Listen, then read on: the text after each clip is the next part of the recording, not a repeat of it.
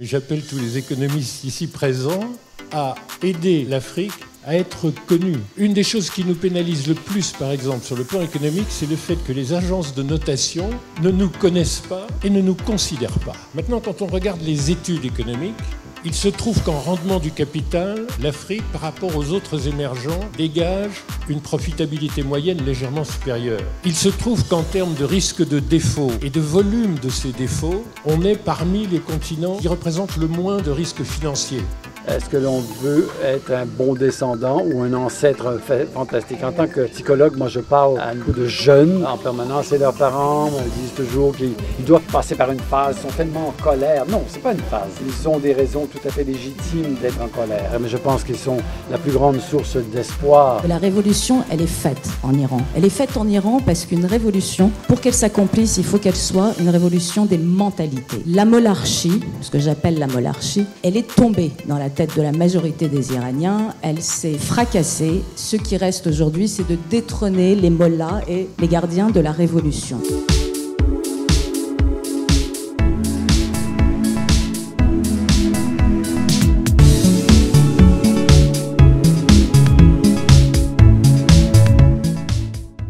Chers amis, nous démarrons. Alors, comme chaque année, je vais vous dire... Ces rencontres, ces 23e rencontres sont exceptionnelles. Mais pour une fois, c'est vrai. C'est vrai parce que vous êtes 700, nous serons 7000. On a beaucoup de gens qui veulent être présents. Et puis, il y a quelques centaines de milliers de personnes qui assistent de manière indirecte, donc sur Internet, à l'événement. Et que nous allons essayer de bâtir toute une logique qui conduit au fond, à recréer l'espoir. Alors, le titre de cette session, auquel ont bien voulu participer le Dr Bey, Lionel Zinsou, Madame Chalmani, donc trois personnalités éminentes, ce thème est « Espérer dans un monde de violence ». Ce thème est un thème formidable parce que vous voyez que dès le départ, nous sommes convaincus que l'optimisme est à la racine même de l'apaisement de nos sociétés. Et comme vous le savez, toute cette séance de 2 jours et demi se terminera par une table ronde animée par Françoise Benamou, notre présidente, qui portera sur comment on recrée l'espoir, donc avec 4 jeunes. Donc tout ça pour vous dire qu'il y a une espèce de très lente progression. Je ne vous fais pas de publicité, mais en plus c'est un livre que vous ne trouverez plus jamais, mais j'avais écrit il y a 5-6 ans un livre qui s'appelait « Un monde de violence » et qui en fait s'opposait à cette idée qu'on avait développée sur la fin du monde, la fin de l'histoire, le monde allait s'arrêter, désormais tout le monde allait être en paix, et je n'y croyais pas. Et en fait, je pensais que le monde n'était pas composé d'individus différents, il était simplement traversé par des violences qui étaient sous-jacentes et qui, en réalité, se sont exprimées tout au long de ces dernières années avec une sorte de pic de violence, j'allais dire, dans les derniers mois, notamment sur un plan géostratégique, mais aussi dans un grand nombre de pays où les femmes, les exclus, divers et variés, sont frappés par des exclusions qui apparaissent comme, j'allais dire, des résurgences du passé. Aussi, nous allons avoir une discussion d'1 heure qui va commencer par le Dr Bey. Alors, le Dr Bey, c'est la présidente d'Amnesty International. Tout le monde connaît Amnesty International. Elle va un peu en parler, mais elle va surtout, après, évoquer le rôle des ONG pour retrouver l'espoir dans une situation dans laquelle il y a beaucoup de, j'allais dire, de violences immanentes, de guerres, de conflits, de fractures sociales. Donc c'est de tout cela dont nous devons arriver à nous extraire, et les ONG jouent ce rôle majeur dans notre société. Donc Amnesty en étant l'illustration la plus parfaite.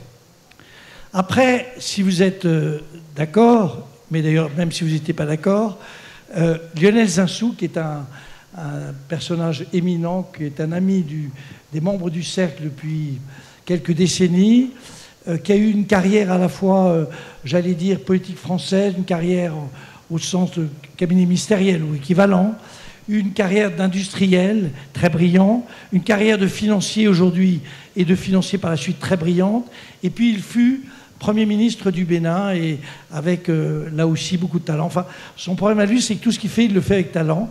Et il va nous parler d'une autre violence qui est celle que connaissent les sociétés africaines par rapport à la pauvreté. Et comment est-ce que par rapport à ces énormes difficultés, on peut là aussi rebondir, repenser le monde par rapport à j'allais dire, une expression qui est beaucoup plus porteuse d'espoir et de positivité. Et enfin, Madame Chalmini, qui est une femme là aussi exceptionnelle, qui est une grande amie de Philippe Aghion, que je vois, très important pour nous, va nous parler, elle, peut-être à la fois de la souffrance des femmes dans un pays qu'elle connaît bien, un peu, qu'elle connaît bien, mais surtout, elle va nous expliquer, c'est en ça qu'elle sera exactement au cœur de nos réflexions, le rôle de la jeunesse partout dans le monde. Comment est-ce qu'on rebondit en vivant à travers la montée de cette jeunesse qui, ici comme ailleurs, jouera un rôle absolument déterminant. J'en profite pour dire d'ailleurs que la jeunesse sera au cœur de nos réflexions tout au long de ces 2 jours et demi. Et comme vous le savez, nous aurons 2 sessions particulières sur la jeunesse qui auront lieu le dimanche. Voilà. Donc j'ai présenté mes 3 camarades. Ils sont top. Enfin bon, ça ne suffit pas. Je laisse la parole maintenant au docteur Bae qui va nous dire ce qu'on peut penser à la fois d'Amnesty International et des ONG. Je vous laisse la parole.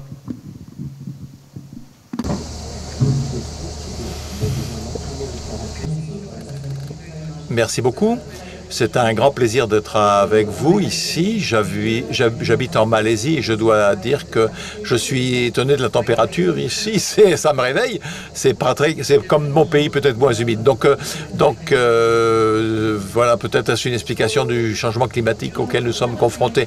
Souvent, les droits de l'homme, les questions des droits de l'homme elles-mêmes sont quelque part entre les gens de conviction qui parlent de droits de l'homme et les sceptiques. Et je pense que le travail de Catherine Seeking est tout à fait intéressant dans ce registre, tout simplement parce qu'on s'améliore en termes de mesures d'impact des droits de l'homme. Donc le monde a tendance à penser que les choses s'aggravent. Mais si on compare le passé et le présent, beaucoup d'études ont montré que les génocides, les violences contre les civils, en fait, ont diminué. L'accès à la santé, à l'éducation a augmenté. Il y a beaucoup de considérations psychologiques, philosophiques, sociales, etc. En font un grand sujet. Beaucoup d'universitaires travaillent sur ces sujets, en fait. Mais moi, je dirais cependant que il y a eu, et particulièrement avec la crise de la Covid, il y a une résurgence de mouvements extrêmement puissants, les femmes, pour la vie, pour la liberté. Et donc il y a, bien sûr, les femmes fournissent des sources d'inspiration pour beaucoup de gens. Et je pourrais dire que les militants ont véritablement apporté une différence historiquement, et souvent, il y a une critique selon laquelle les droits de l'homme sont une sorte, c'est du néolibéralisme, ça vient de l'Ouest, mais en fait, l'Amérique latine a joué un rôle très très important. Il s'agit d'un phénomène global, et lorsque l'on parle du climat et tout ce à quoi nous sommes confrontés, personne ne peut traverser un secteur de la société en ignorant le reste. Il faut qu'on travaille tous ensemble. Les professeurs, vous avez posé une question, mais qu'est-ce que les ONG et Amnesty font? Et dans le passé, parfois, on était considérés comme peut-être trop intellectuels ou trop distants. Et je suis psychologue, je suis spécialiste du langage et les mots sont importants. Quand vous présentez votre argumentaire, beaucoup d'entre vous certainement connaissent le travail de Viktor Frankl, la recherche du sens. Il a survécu à l'Holocauste, il est devenu psychiatre et essentiellement ce qu'il a dit c'est que ce n'est pas ce n'est pas ce que quelqu'un fait qui détermine ce que vous êtes, c'est essentiellement comment vous y réfléchissez. Réfléchissez donc, le cadre est important. Lorsqu'on les informations, la mésinformation, les fausses nouvelles, souvent les argumentaires, c'est que ça a l'air vrai, donc ça suggère un fait qui semble vrai. Et les ONG ont besoin de continuer à porter attention au message. Et l'une des... Et donc,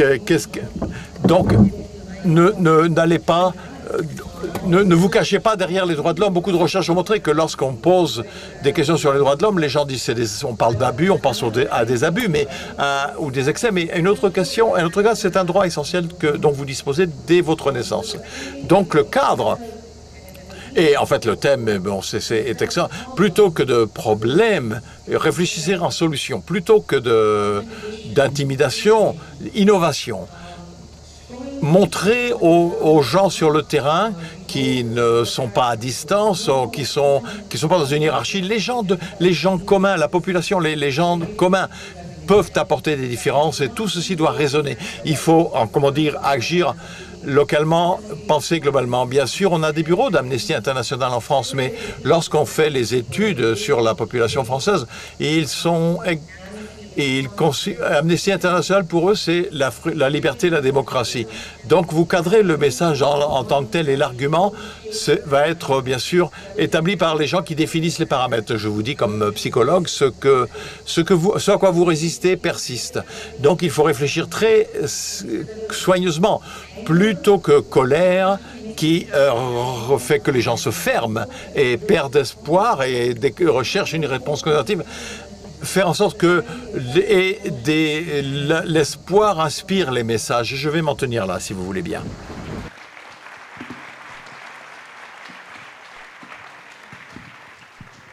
Cher Lionel, à toi de nous parler.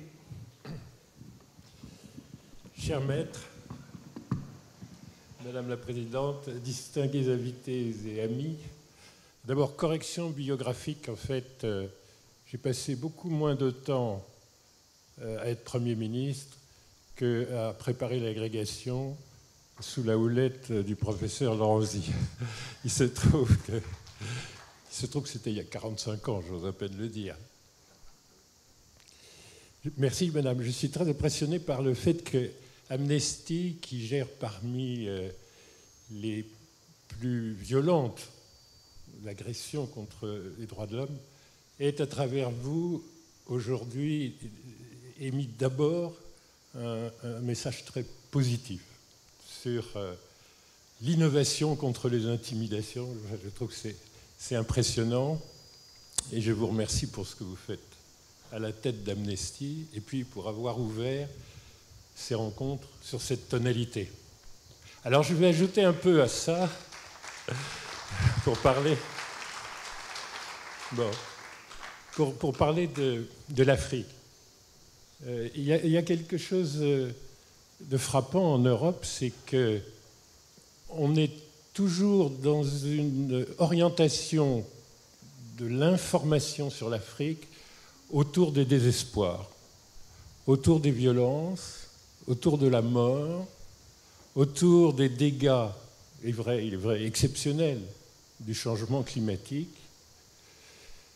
autour de la faiblesse de ce continent qui n'est, pour l'essentiel, coupable de rien de ce qui lui arrive. Le changement climatique est un bon exemple. On est probablement parmi les plus faibles dans la faculté de corriger tout ce qui nous arrive de négatif.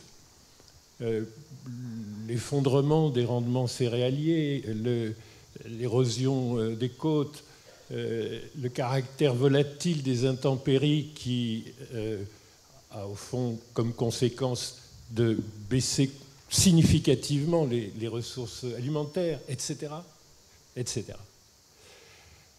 Évidemment, les conflits, évidemment, la situation d'insécurité du Sahel ou de la Corne de l'Afrique, et puis cette guerre qui ne dit jamais tout à fait son nom, mais qui a probablement déjà fait plus de 3 millions de morts en République démocratique du Congo, sous tous les régimes, pour toutes les raisons possibles, et qui est encore très, très active. Donc ça, c'est le prisme par lequel on regarde l'Afrique, ses violences et ses désespoirs. Mais il faut faire attention à l'hystérisation des risques sur l'Afrique. Il ne faut pas que ça serve à l'Europe pour se consoler d'un certain déclin. Il ne faudrait pas penser l'Afrique comme étant sans espoir pour rehausser en fait un peu d'optimisme occidental. Donc il faut peut-être aussi regarder avec me semble, deux conditions préalables la situation de l'Afrique, qui serait premièrement de la connaître, et c'est frappant l'ignorance, et l'autre qui serait de la respecter. Alors on fait quelques progrès sur la connaissance, mais j'appelle tous les économistes ici présents à aider l'Afrique à être connue. Une des choses qui nous pénalise le plus, par exemple, sur le plan économique, c'est le fait que les agences de notation ne nous connaissent pas et ne nous considèrent pas. Alors c'est un peu gênant, mais ça se mesure très facilement parce qu'à notation égale, nos conditions d'accès au marché financier en termes de taux comportent, par rapport aux autres émergents et aux autres continents en développement, comportent toujours une prime additionnelle de risque qui a des effets évidemment de non-compétitivité, des effets de difficulté à créer les espaces budgétaires dont on a besoin, etc. Très fréquemment, nous sommes considérés comme ayant un niveau de risque exceptionnel. Maintenant, quand on regarde les études économiques, il se trouve qu'en rendement du capital, l'Afrique, par rapport aux autres émergents, dégage une profitabilité moyenne légèrement supérieure. Il se trouve qu'en termes de risque de défaut et de volume de ces défauts, on est parmi les continents qui représentent le moins de risques financiers. Alors, dans la période actuelle, on est vraiment dans un arrêt de l'accès de l'Afrique au marché financier. Il y a des pays importants en Afrique qui sont dans une situation délicate, par exemple l'Égypte, la deuxième puissance économique du pays, ou les très bons élèves de la croissance, comme le Ghana. Mais cette surestimation du risque africain est bien antérieure. Et on vous prend l'exemple de la Zambie et de l'Érythrée comme étant des pays surendettés et en grand défaut. Mais enfin, à eux deux, ils représentent 1% du PIB de l'Afrique. Et en réalité, il y a des effets de contagion des situations les plus vulnérables sur les situations les plus robustes. Donc ça ne serait pas mal, notamment sur le terrain économique, d'apprendre à connaître l'Afrique. Mais il y a bien d'autres domaines où il faut, au fond, faire un effort de connaissance. Il y a une étude d'un économiste et sociologue suédois, Hans Rosling, qui s'appelle Factfulness, qui n'est pas traduite, je crois, en français, et qui établit que les connaissances sur le monde en développement, à partir de sondages dans un grand nombre de pays, que ces connaissances sont très faibles. Pourquoi ? Parce qu'il y a une espèce d'arrêt sur image de la connaissance du monde, connaissance économique du monde, non pas sur l'état des connaissances des enseignants, des gens qui aujourd'hui sont sondés, mais ce qui est un peu plus grave, sur les connaissances des enseignants qui ont formé leurs enseignants. Alors c'est un peu inquiétant, si vous voulez. C'est-à-dire, grosso modo, on est en arrêt sur image, monsieur le professeur, sur ce que vous m'enseigniez en 1978, si vous voulez.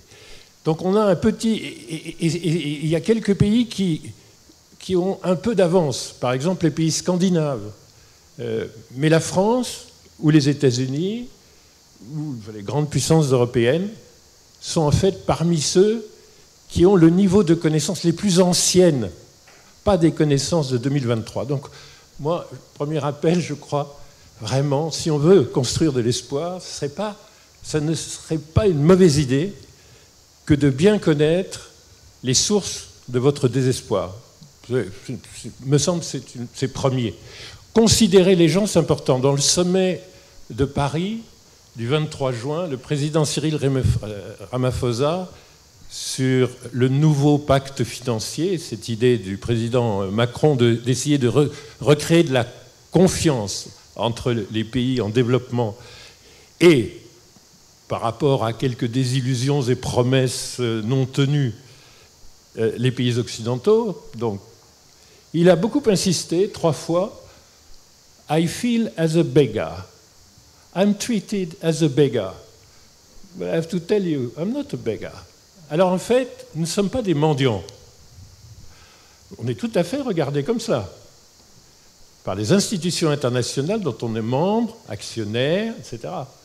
Quand il s'agit de dire que ce serait pas mal d'utiliser un peu de droits de tirage spéciaux pour les banques de développement, pour faire levier, pour créer des ressources, pour financer la transition énergétique, on est regardé par le FMI qui nous le disait jusqu'à il y a quelques mois ouvertement, bon, qui maintenant n'ose plus nous le dire, comme des mendiants. Alors vous mendiez des DTS pour vos banques de développement. Vous voulez vraiment développer l'inflation mondiale. Écoutez, si l'inflation mondiale ne tenait qu'aux pays africains, si vous voulez, elle serait très basse. Bon, aujourd'hui, dans mon pays, parce qu'il y a eu une réponse très rapide à l'adaptation aux conditions de la guerre en Ukraine, eh bien, notre inflation est à 3%.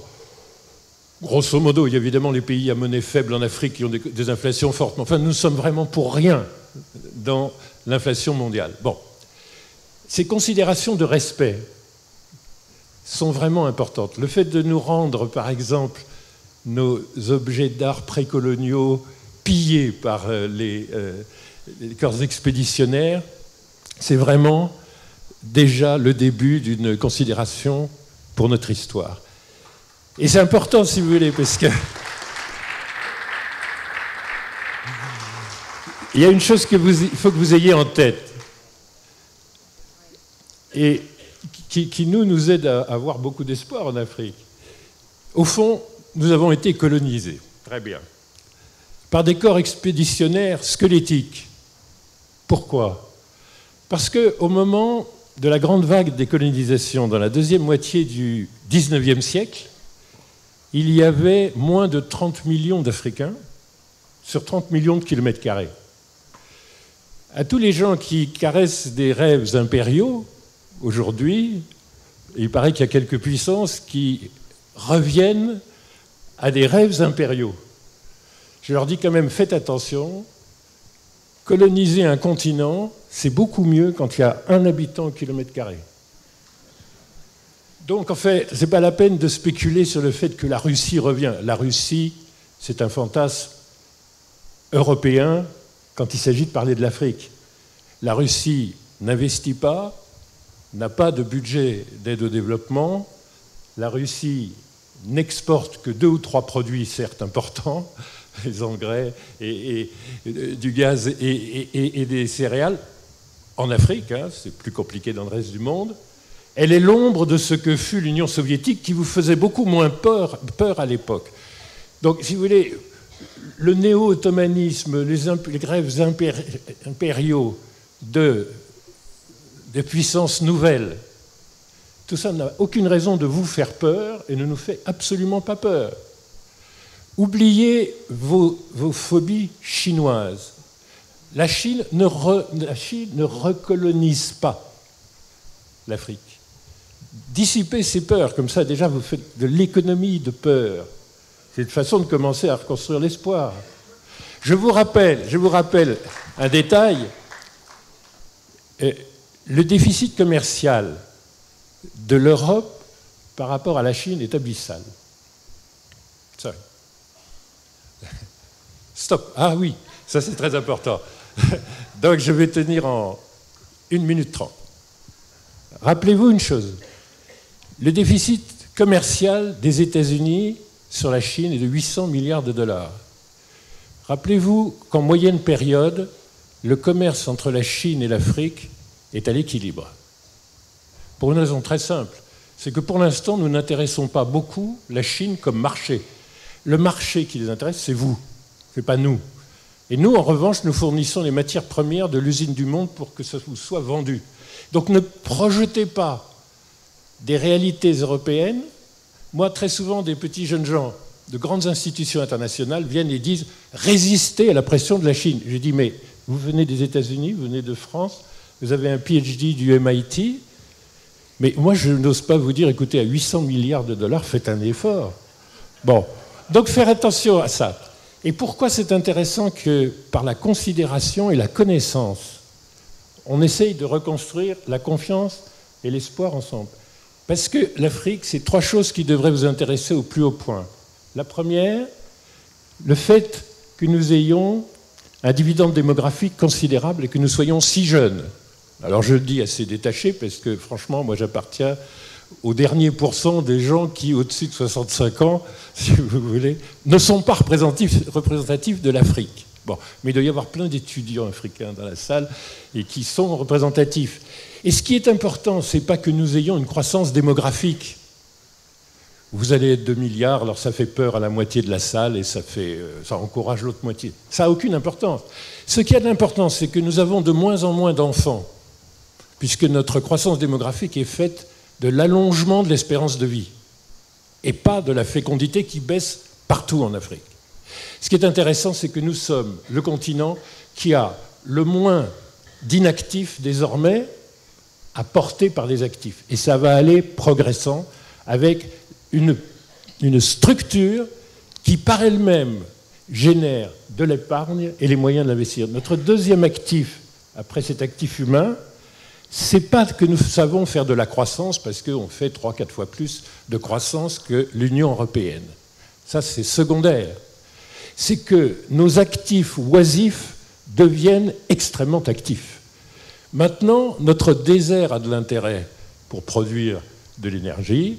Alors, deuxième stop, je pense que je vais perdre mon permis de conduire les discussions à Aix, mais j'y suis résolu. Donc, deuxième actif, juste. Deuxième actif, yes ma'am. Deuxième actif, juste, notre désert vaut quelque chose, nos mangroves veulent quelque chose, le fait que nous n'attentions pas à notre forêt est unique au monde, nous avons des actifs qui n'existaient pas comme valeur économique. Et puis la dernière chose, si vous voulez, c'est que nous sommes des early adopters de technologie. Ne vous inquiétez pas sur le fait que regardez les télécoms et leur usage, regardez la monnaie numérique, on peut être quelque chose que vous percevez comme analphabète et aujourd'hui être parmi, un peu à la chinoise, ceux qui adoptent le plus vite les nouvelles technologies. Et donc, ce que les historiens économistes appellent l'avantage de l'arriération devient un véritable avantage. On passe de l'archaïsme, parfois du néolithique au numérique, et ça crée un peu d'espoir, Monsieur le Président.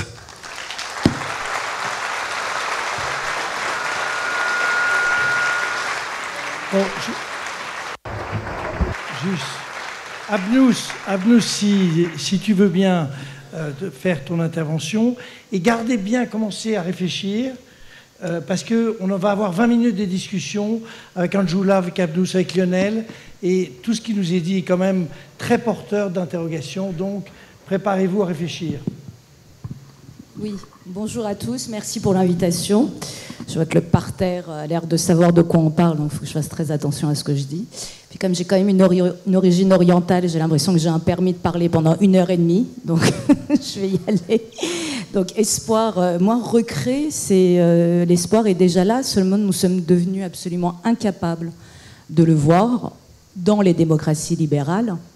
Évidemment, l'Ukraine, au moment de l'invasion par la Russie de l'Ukraine, on a eu une sorte d'électrochoc, mais cet électrochoc ne venait pas tant du fait qu'il y avait une guerre sur le continent, même si nous avons la mémoire qu'il fange, que nous avons oublié les guerres de Yougoslavie génocidaires qui sont tenues il n'y a pas si longtemps que ça, même si nous avons tendance à oublier la guerre que nous fait l'islamisme sur le territoire européen qui a été inaugurée avec, occidentale avec le 11 septembre, mais qui a ensanglanté les rues de Paris, de Madrid, de Londres, de Nice.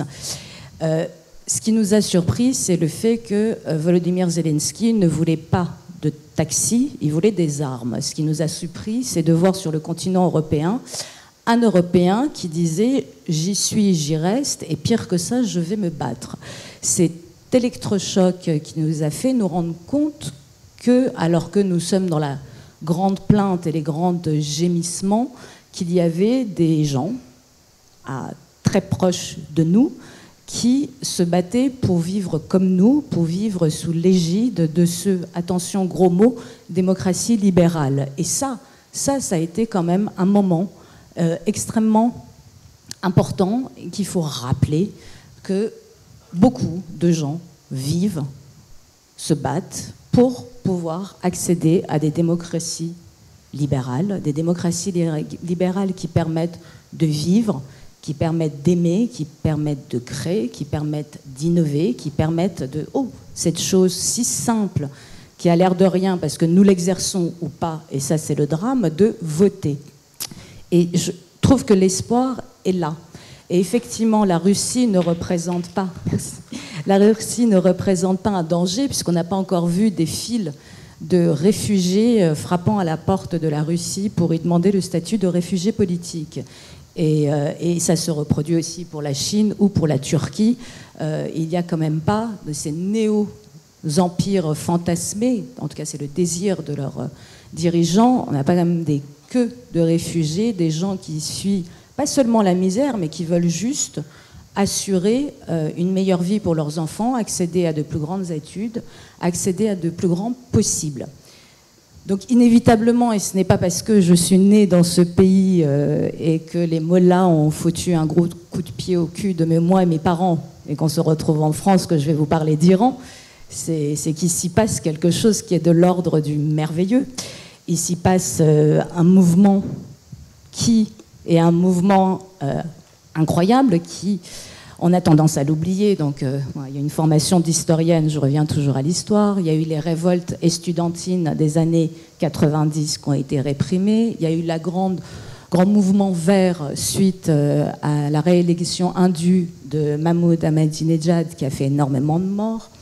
Il y a eu cet espoir, ce moment incroyable au moment de la signature des accords de Vienne en 2015, et pourquoi les Iraniens étaient dans la rue et qu'ils étaient heureux, c'est que ça promettait une libéralisation de l'économie, et ils y étaient prêts, alors que les mollahs et les gardiens de la Révolution, eux, n'aimaient pas du tout ça, puisque mollahs et gardiens de la Révolution en particulier tiennent le fusil, mais aussi l'arme économique, puisqu'ils détiennent 70% de l'économie iranienne. En gros, l'aéroport de Téhéran est la propriété exclusive des gardiens de la Révolution. Donc c'est tellement facile de réprimer quand vous avez et le fusil et l'arme économique. Tout ça est passé. Les Iraniens ont espéré une réforme, ils se sont révoltés. Pourquoi je dis que là, c'était une révolution? Pourquoi est-ce que je dis pire que ça, ce que je dis depuis le début, que la révolution, elle est faite en Iran? Elle est faite en Iran parce qu'une révolution, pour qu'elle s'accomplisse, il faut qu'elle soit une révolution des mentalités. La monarchie, ce que j'appelle la monarchie, parce qu'elle fonctionne vraiment sur un régime monarchique, mais avec des mollahs au lieu de rois, elle est tombée dans la tête de la majorité des Iraniens, elle s'est fracassée. Ce qui reste aujourd'hui, c'est de détrôner les mollahs et les gardiens de la révolution.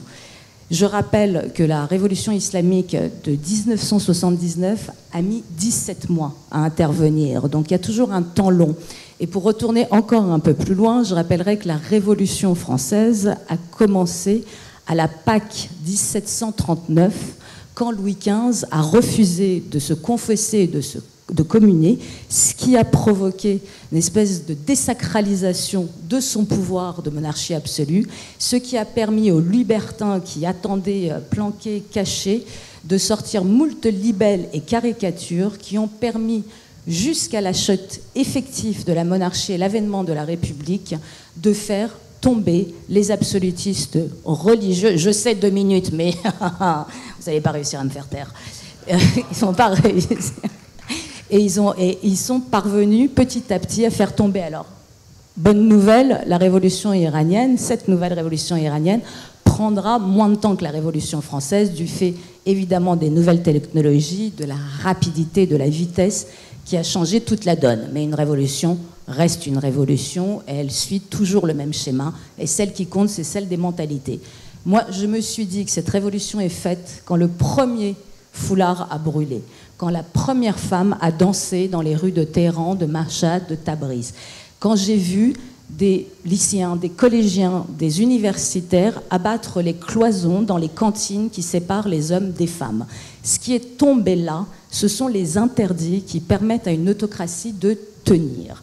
Et sur le même modèle que cette jeunesse iranienne, parce que là on ne parle que de population, de pays où la jeunesse est extrêmement forte, extrêmement présente, effectivement, mais moi je suis de la préhistoire par rapport à cette jeunesse-là, je pense aussi à cette créativité, à ce désir démocratique des Taïwanais, des Hongkongais, des Birmans, des Thaïlandais qui, en plus de tout le reste, rajoutent une créativité dans leur volonté démocratique qui ne cesse de m'émouvoir. Il y a eu ce mouvement qui est parti de Thaïlande, d'un comédien thaïlandais qui s'est répandu dans tout le sud-est asiatique et un peu plus loin, qui est le Milk Tea Alliance, l'alliance du thé au lait, qui est une idée toute bête, qui est une revendication toute simple, mais éminemment symbolique, et qui veut dire quoi? Qui dit, en Chine, on ne boit le thé que noir. Le thé est forcément noir. À Taïwan, vous y mettez du lait. Non, vous y mettez des perles de tapioca. À Hong Kong, vous y mettez du thé. En Thaïlande, vous le buvez très sucré et froid. En Birmanie, vous pouvez le boire très sucré et froid ou avec un nuage de lait. Le fait de se rassembler autour de ce hashtag, c'était le fait de réclamer le refus de l'uniformisation, une éloge de la singularité, une volonté d'être ce qu'ils sont, comme ils sont, de dire ce qu'ils ont à dire et de le revendiquer. C'est aussi bête que ça, une démocratie libérale. C'est une éloge de l'individu et de la singularité. C'est le fait de pouvoir boire son thé avec des perles de tapioca si je veux. Et ce qui est intéressant, c'est que même l'Inde, qui vit des heures sombres aujourd'hui, vu que, je ne sais pas si vous avez suivi, mais Narendra Modi a effacé 3 siècles d'empereurs moghols des manuels scolaires des enfants du secondaire, c'est-à-dire qu'il n'y a plus les empereurs moghols du XVIe au XIXe siècle, ils n'existent plus, ils sont tout simplement effacés. C'est-à-dire que quand on dira aux enfants qui a construit le Taj Mahal, ça sera, je ne sais pas, puisque c'est un empereur moghol qui a construit le Taj Mahal. En Inde, le mouvement est devenu le Masala Chai. Et ils se sont joints à ce Tea Milk Alliance. Ça a l'air de rien, mais je trouve que ça résume extrêmement bien ce qu'est une démocratie libérale, ce qu'elle sous-entend, ce que les gens réclament. Ce n'est pas grand-chose.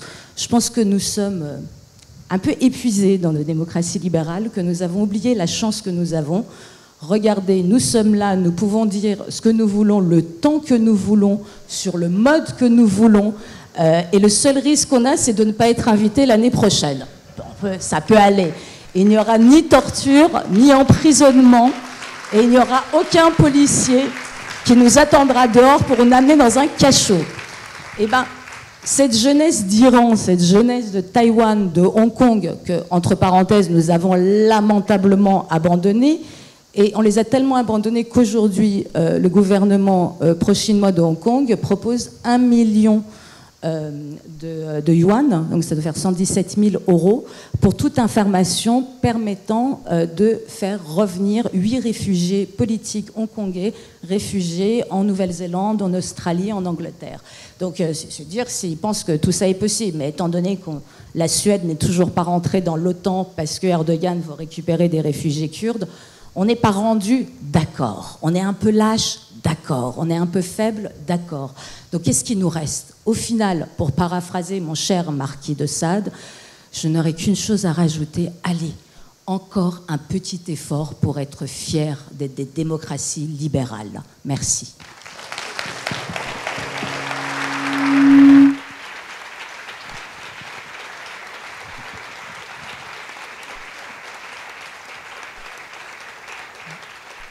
Bien, vous êtes d'accord que ça démarre assez fort. Hein. Bon, et qu'on est un peu dans un statut de rencontres économiques qui élargissent le champ de l'économie stricto sensu. Alors maintenant, je vous propose qu'on a 20 minutes.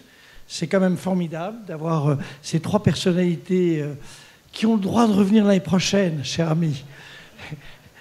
Lionel, c'est même pas qu'il a le droit, il en est propriétaire. Donc, et je vous propose maintenant qu'on lance le débat. Qui veut prendre la parole? De toute façon, je vais désigner une ou deux personnes qui vont poser des questions. Si par hasard il n'y a pas de questions, pour lancer le débat, les jeunes, les trucs, qui veut prendre la parole? Mood, quelle est la question que tu veux poser? Donnez un micro à mon ami, le président de Dauphine. Vous avez un micro? Ah, il n'y a pas de micro? Tu as eu le temps de réfléchir comme ça? J'ai pas du tout eu le temps de réfléchir, et moi qui ai fait du football, être pris à contre-pied par toi et Jean-Hervé, c'est un peu bizarre, mais c'est pas grave. Non, je n'ai pas eu le temps de réfléchir, je suis pris en surprise, mais j'ai trouvé exaltant les trois interventions.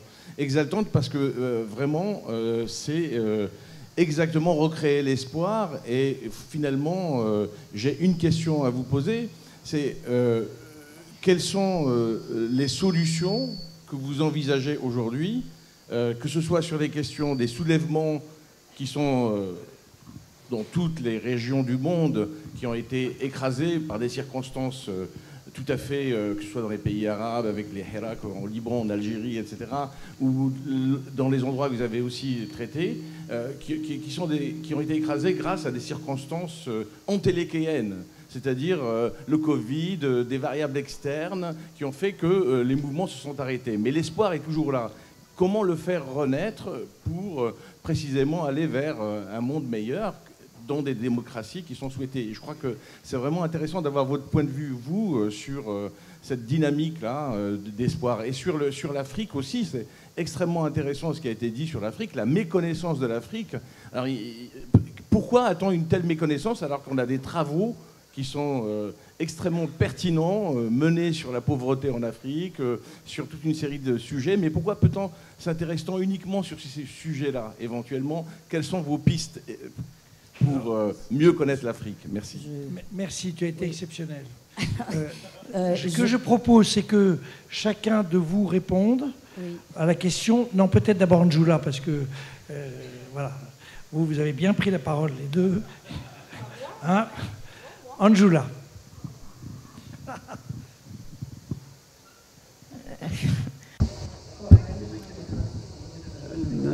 Je voulais peut-être parler des droits de l'homme, des droits de l'humain sur scène, et de parler d'égalité de genre. Hein? Bon, rapidement, ce que je voudrais dire avant d'essayer de répondre à votre question, vous avez parlé, si j'ai bien compris la traduction, vous avez parlé des enfants, de la population. Je pense que c'est un point très intéressant et une bonne question que l'on devrait se poser. Est-ce que l'on veut être un bon descendant ou un ancêtre fantastique? En tant que psychologue, moi je parle à beaucoup de jeunes en permanence, et leurs parents me disent toujours qu'ils doivent passer par une phase, ils sont tellement en colère. Non, c'est pas une phase. Ils ont des raisons tout à fait légitimes d'être en colère, d'exprimer cette colère, mais je pense qu'ils sont la plus grande source d'espoir. Et le fait que on a reconnu les jeunes lors de la COP 27, parce qu'ils s'est vraiment battu à ce moment-là, c'est tout à fait inspirant. Et j'aimerais vous dire, Votre Excellence, que Martin Kamoni, le représentant permanent aux Nations Unies du Kenya, a défendu la notion d'intégrité territoriale de l'Ukraine, hein, mais il a dit qu'il faut qu'on se lève des cendres des empires et s'assurer qu'une nouvelle domination, ne réapparaisse pas. Et je vous entends très bien lorsque vous parlez du racisme, lorsque vous parlez des inégalités qui augmentent, l'économie. C'est un chemin vers les droits de l'humain, mais ce n'est pas toujours le cas. Le narratif ici, c'est entre le développement et la démocratie, en fait. Et ça ne devrait pas ou être ou, ça devrait être et. Donc économie et démocratie. Il ne faut pas mettre en choix. J'essaie de répondre à votre question, mais très souvent, les gens vont faire du bashing des droits humains, mais il n'y a pas de cadre alternatif qui a la profondeur intellectuelle, la sophistication qui a été mise en exergue pendant des décennies par tous les États, soumis à autant de scrutine,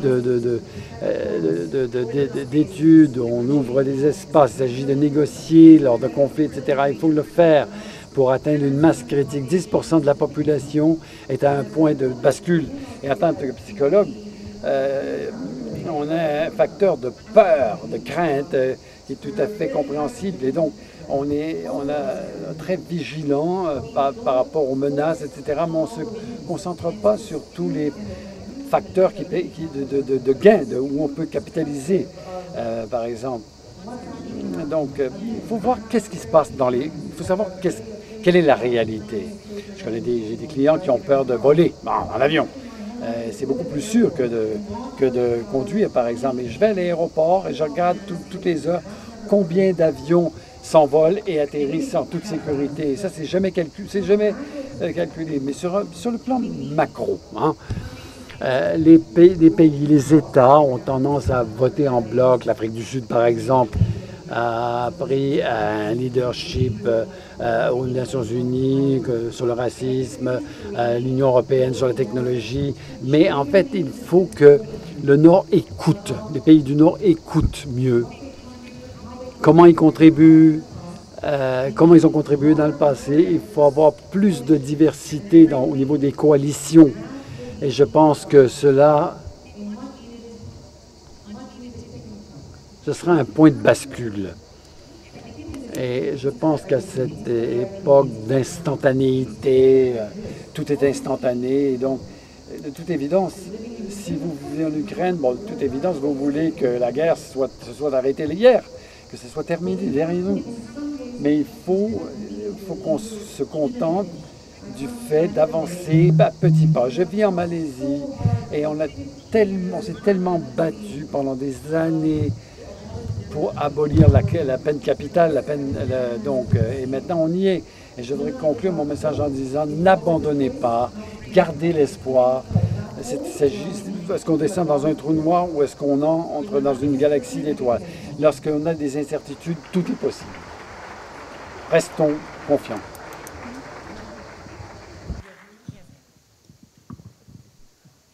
Monsieur le Président, comment? Il y a pas mal de facteurs favorables. D'abord, il y a de plus en plus de diversité dans les acteurs du changement. Par exemple, on n'est pas juste enfermé entre les ressources financières nationales et l'aide publique au développement. Vous avez aujourd'hui des flux très robustes de remise d'épargne des migrants africains qui, s'agissant de l'Afrique, chaque année mobilisent plus de ressources que l'aide publique au développement. Et qui ne sont pas des dettes, qui sont des dons. Donc, ça, c'est des participants de plus en plus importants. Pendant le Covid, c'était frappant.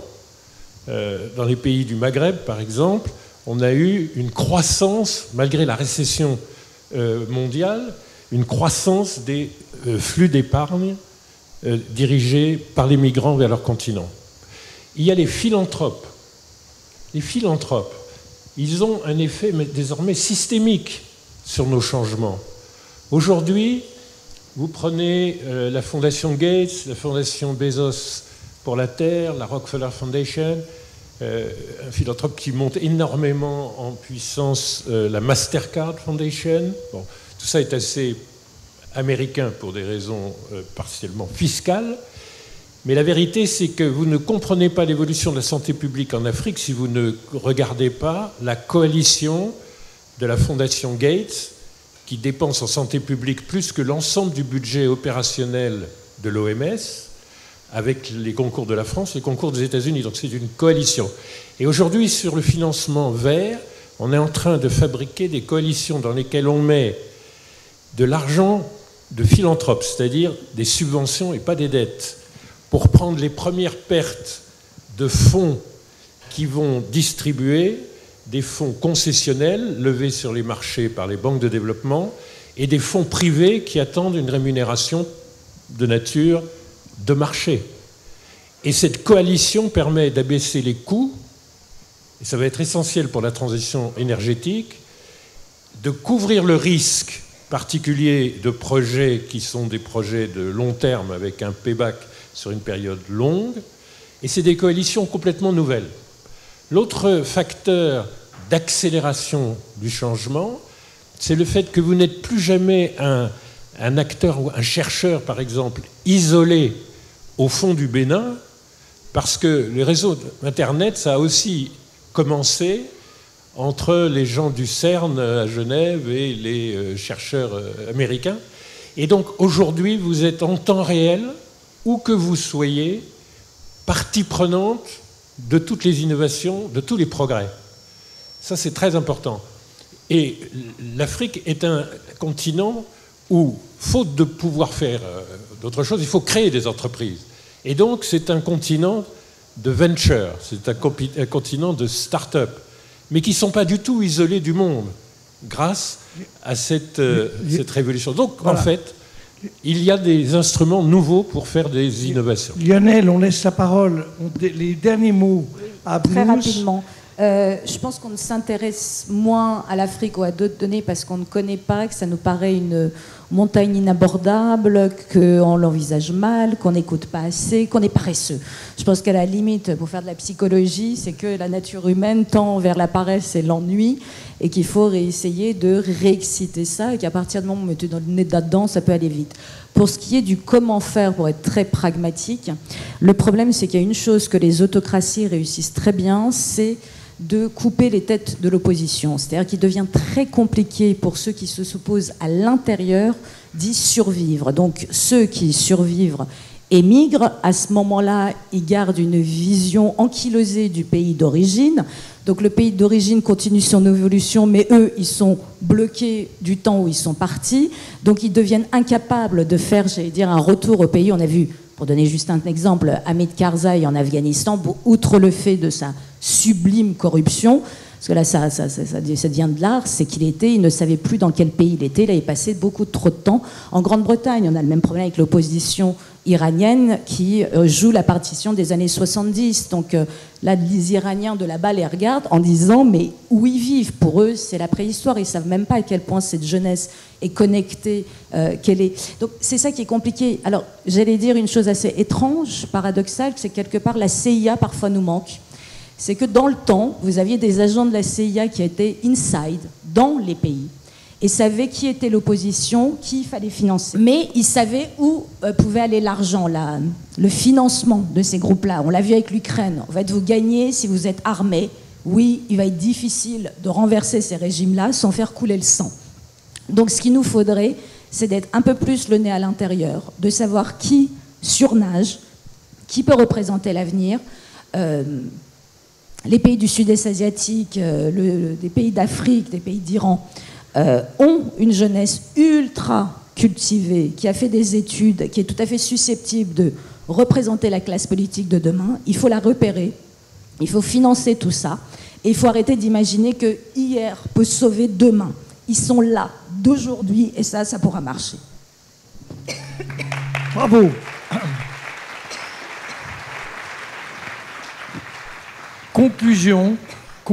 Première conclusion, et évidemment les rencontres d'Aix ne s'arrêtent pas maintenant. Première conclusion, j'ai compris qu'il y avait un stop. Première conclusion, on peut être dans les situations les plus difficiles, l'espoir est toujours là. Je vous propose d'applaudir.